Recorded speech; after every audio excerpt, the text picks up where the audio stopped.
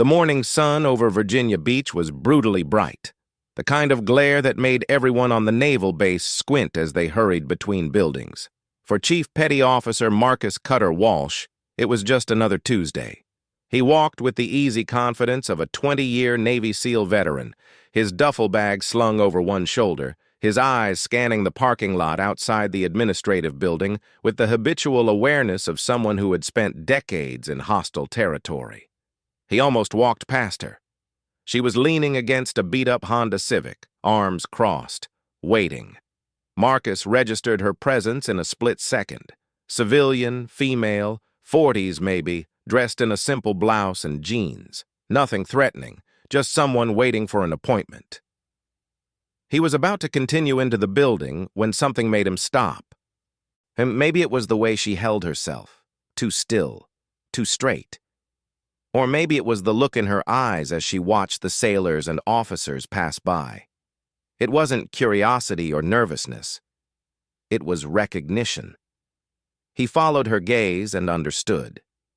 A young ensign, fresh-faced and eager, walked out of the building with two friends. He noticed the woman, noticed Marcus standing there, and then his eyes landed on the woman's right forearm. The ensign nudged his buddy, a smirk, a whispered comment. Soon, all three were staring, and the smirks turned into quiet, unmistakable laughter. The woman didn't flinch. She kept her arms crossed, hiding the tattoo on her right forearm from view. But Marcus had already seen it. What he saw made his blood run cold. It was small, faded with age, partially covered by the sleeve of her blouse. But he knew that design. He had seen it in the field, in classified briefings, in the aftermath of operations that never made it into any newspaper. It was a trident, but not the standard Navy SEAL trident that every team guy wore with pride. This one was different. This one had a specific modification, a break in the center tine, a symbol used by a particular Joint Special Operations Command element during the early years of the global war on terror. An element so classified that most of the base didn't even know it existed, and it was inked into the skin of a middle-aged woman waiting by her car. The ensign and his friends continued their laughter as they passed her. One of them muttered something just loud enough for her to hear. Marcus caught the words poser and wannabe. The woman's jaw tightened, but she said nothing.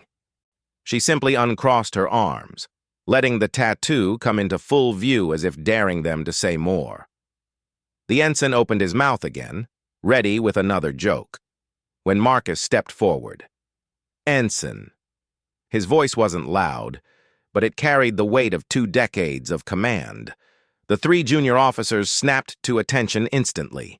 The ensign's face went pale as he recognized the silver oak leaf on Marcus's collar, a commander, one of the most senior officers on the base. "Sir," the ensign stammered. Marcus didn't look at him.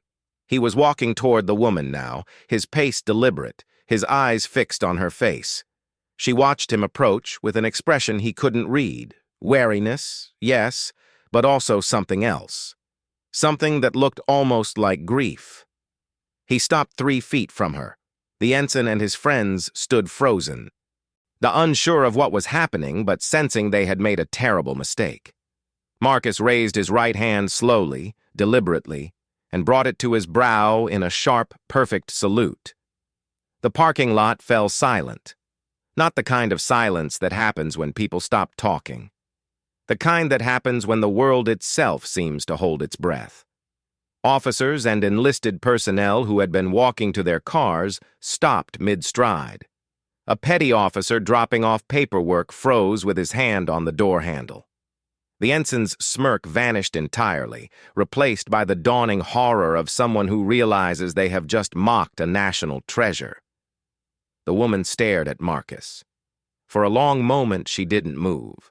Then, slowly, painfully, she straightened her shoulders and returned the salute. Her form was perfect. Not the casual wave of a civilian imitating what they'd seen in movies, but the precise, disciplined motion of someone who had done it 1,000 times. When their hands dropped, Marcus spoke. "Welcome home," he said quietly. Her eyes glistened, but she didn't cry. "Thank you, sir. It's been a long time." 20 years too long, Marcus replied. He turned to face the ensign, who looked like he wanted to disappear into the asphalt. "Ensign, do you know what that tattoo means?" The ensign shook his head mutely. "That's not a fashion statement. That's not a souvenir from a vacation. That ink represents every operation in the early years of Afghanistan and Iraq that never made the news, every black site mission, every hostage rescue that never happened because the hostages didn't exist on paper. Every name on a classified memorial ceremony that took place in a hangar at midnight with no families present." He stepped closer to the ensign, his voice dropping to a near whisper. "And the woman you just mocked wore that ink while she was serving alongside men like me. She pulled triggers. She called in danger close air support. She watched friends die. She has a service record so classified that I can't even access all of it, and I have top-secret SCI clearance. She saved lives. She took lives. She gave everything." The ensign looked at the woman. She met his gaze without anger, without triumph, just the quiet, exhausted dignity of someone who had long ago stopped caring what junior officers thought of her. "I'm so sorry, ma'am," the ensign whispered. She nodded once. "You didn't know. But maybe now you'll think twice before assuming you understand someone's story based on what you see." Marcus dismissed the ensign with a look, and the 3 young officers practically fled. The onlookers slowly returned to their business, though many cast curious glances at the woman as they passed. Marcus gestured toward the building. "Can I buy you a coffee? There's a lot we need to talk about." She hesitated, then nodded. "There's a lot I need to explain, starting with why I'm here after all these years." As they walked toward the cafeteria, Marcus noticed the way she favored her left leg slightly. Old injury, he guessed. He noticed the way her eyes tracked every person who approached, the way she positioned herself with her back to the wall when they sat down. Old habits, the kind that never died, and even decades after leaving the service. She introduced herself as Sarah Kincaid. She had been a senior chief petty officer assigned to a Naval Special Warfare Development Group element that didn't officially exist. Her specialty had been signals intelligence and direct action, a dangerous combination that had put her on the ground in some of the worst places on Earth during the early 2000s. She had served alongside SEALs, Delta operators, and CIA paramilitary officers. She had been wounded 3 times, decorated 7 times, and never once seen her name appear in any public record. And she had been discharged under circumstances she still couldn't fully discuss, even with a fellow operator. "I'm here because of a promise," she said, wrapping her hands around the coffee cup. "A promise I made to a man who didn't make it back.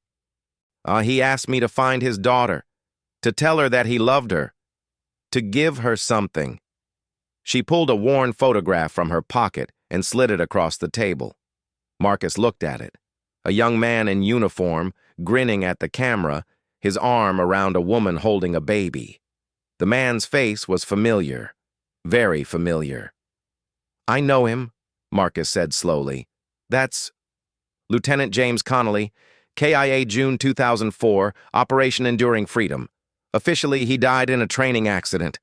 Unofficially, he died during a cross-border mission that went sideways. I was there. I held him while he bled out, and I promised him I would find his daughter and tell her that her father was a hero, not a statistic." Marcus stared at the photograph. James Connolly had been one of the best officers he'd ever served with. They had trained together, deployed together, had nearly died together more than once. When James died, Marcus had been on a different mission, thousands of miles away. He had never gotten the full story. "His daughter," Marcus said. "She'd be, 20 now? 22. Her name is Emily. She lives in Norfolk, and she doesn't know anything about her father except what her mother told her, that he died in a stupid training accident and left them alone." Sarah's voice hardened. Her mother remarried, told Emily to forget about the father who abandoned her, changed her last name. Emily grew up believing her dad was a screw-up who got himself killed doing something pointless. She has no idea that he was a goddamn hero who saved 6 of us before he went down. She has no idea that he has medals gathering dust in a Pentagon vault because they can never be publicly awarded. She has no idea. Marcus set the photograph down carefully. And you're here to tell her. I'm here to tell her, but I need help. I need someone who can vouch for me, someone who can get me access to the records I need to prove who James really was. The Navy won't talk to me. My records are so classified that even requesting them triggers flags. I've been fighting this for years, Marcus. Years. And now Emily is getting married next month, and she's going to walk down the aisle believing her father was a nobody. Marcus was quiet for a long moment. Then he stood. Give me an hour. There's someone I need to see. The someone was Rear Admiral Harrison Cole, the commander of the Naval Special Warfare Command. Marcus had served under Cole decades ago, and he knew that if anyone could cut through the red tape, it was him. He found the admiral in his office, reviewing deployment schedules, and laid out the situation without preamble. Admiral Cole listened without interruption. When Marcus finished, the admiral leaned back in his chair and stared at the ceiling for a long moment. Sarah Kincaid, he said finally. I remember that name. She was one of the best. Should have gotten a Silver Star for that mess in Shahi Kot Valley. Maybe a Navy Cross. Instead, she got a closed-door meeting and a medical discharge. You know about her? I know enough. And I know about James Connolly. He was on my staff for a year before he went back to the teams. Brilliant officer. Brave as hell. His death hit hard. The admiral sat forward. What do you need? Access?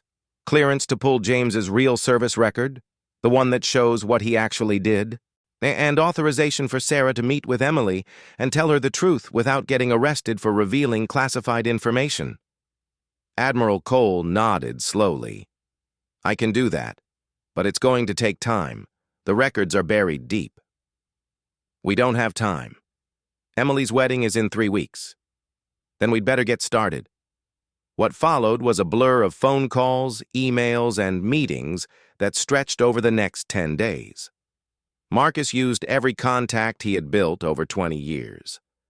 Sarah provided details that only someone who had been there could know: mission dates, code names, the names of operators who had since retired and could be contacted. Slowly, painfully, the truth began to emerge from the classified shadows. Lieutenant James Connolly had not died in a training accident, but he had been killed during a covert operation to extract a high-value target from a compound in Pakistan, an operation that technically violated that country's sovereignty and could never be acknowledged. James had taken a bullet meant for a wounded teammate, then continued to provide covering fire until he bled out. His actions had saved the lives of 6 American operators, including Sarah Kincaid. And for 18 years, his daughter had believed he was a failure. The night before the wedding, Marcus drove Sarah to a small house in Norfolk. Emily lived there with her fiancé, a young Navy petty officer named David, who had no idea about his future father-in-law's true history. Sarah had called ahead, explained that she had something important to share, and asked for an hour of Emily's time. When Emily opened the door, Marcus saw James Connolly looking back at him. She had his eyes, his smile, the same way of tilting her head when she was curious. She looked at Marcus's uniform, at Sarah's worn face, and invited them inside without a word. They sat in her living room, Emily and David on the couch, Marcus and Sarah in chairs facing them. For a long moment, no one spoke. Then Sarah reached into her bag and pulled out a thick manila envelope. Your father asked me to give you this, she said. 18 years ago, as he was dying in my arms. Emily's face went pale. David put his arm around her shoulders. Sarah opened the envelope and began to pull out its contents: photographs, letters, medals, Photographs of James in combat gear, standing with his team. Letters he had written to his infant daughter, I never sent, because he was waiting for the right moment. Medals that had never been publicly awarded, their citations still classified. And a final letter, handwritten on stained paper, dated June 2004. Emily read it with tears streaming down her face. David read over her shoulder, his own eyes wet. When she finished, she looked up at Sarah. "He wrote this the night before," Sarah said quietly. "He knew the mission was dangerous. He wanted you to know, no matter what happened, that he loved you more than anything in the world. That every decision he made, every risk he took, was because he believed in a world where you could grow up safe and free. He wasn't a screw-up, Emily. He was a hero. And I have spent 18 years making sure you would know that." Emily clutched the letter to her chest and wept. The wedding took place on a perfect Virginia afternoon, sunshine streaming through the windows of a small chapel near the naval base. Marcus sat in the back, wearing his dress whites. Sarah sat beside him, wearing a simple blue dress that couldn't quite hide the tattoo on her forearm. When Emily walked down the aisle, she carried her father's photograph tucked into her bouquet. After the ceremony, as guests mingled on the chapel lawn, a group of young sailors gathered near the punch table. They noticed Sarah's tattoo. They whispered among themselves, pointed, laughed. One of them, emboldened by a glass of champagne, walked over to her. "Hey, nice ink," he said with a smirk. "My girlfriend has one just like it. Got it at a shop on the boardwalk." Sarah looked at him calmly. "I doubt that very much." Before the sailor could respond, Marcus appeared at Sarah's side, then Admiral Cole, who had attended the wedding as a personal favor, then 3 retired SEALs who had served with James Connolly, then half a dozen active-duty operators who had heard the story and come to pay their respects. The sailor's smirk faded as he realized he was surrounded by some of the most decorated special operations personnel in the country, and they were all looking at him with expressions that made him take a step back. Admiral Cole stepped forward. He looked at the sailor's name tag, then at the tattoo on Sarah's arm. Then he raised his hand in a slow, deliberate salute. "Son," he said quietly, "that tattoo represents more sacrifice and service than most of us can imagine. The woman wearing it saved lives. She took bullets. She held dying men in her arms and promised to carry their memories home. And you just mocked her because you didn't understand." The sailor's face went red. "Sir, I didn't know." "No, you didn't. But maybe now you'll think before you assume." The Admiral turned to Sarah. "On behalf of the United States Navy, thank you for your service, and thank you for keeping your promise." Around them, the other operators raised their hands in salute. One by one, the wedding guests fell silent and followed suit. Soon, half the lawn was saluting a middle-aged woman in a blue dress, tears streaming down her face as she finally, after 18 years, came home. Emily walked over and wrapped her arms around Sarah. "Thank you," she whispered, "for everything." Sarah hugged her back. Your father would be so proud of you." The sailor who had mocked her stood frozen, his hand still raised in a salute he didn't know how to lower.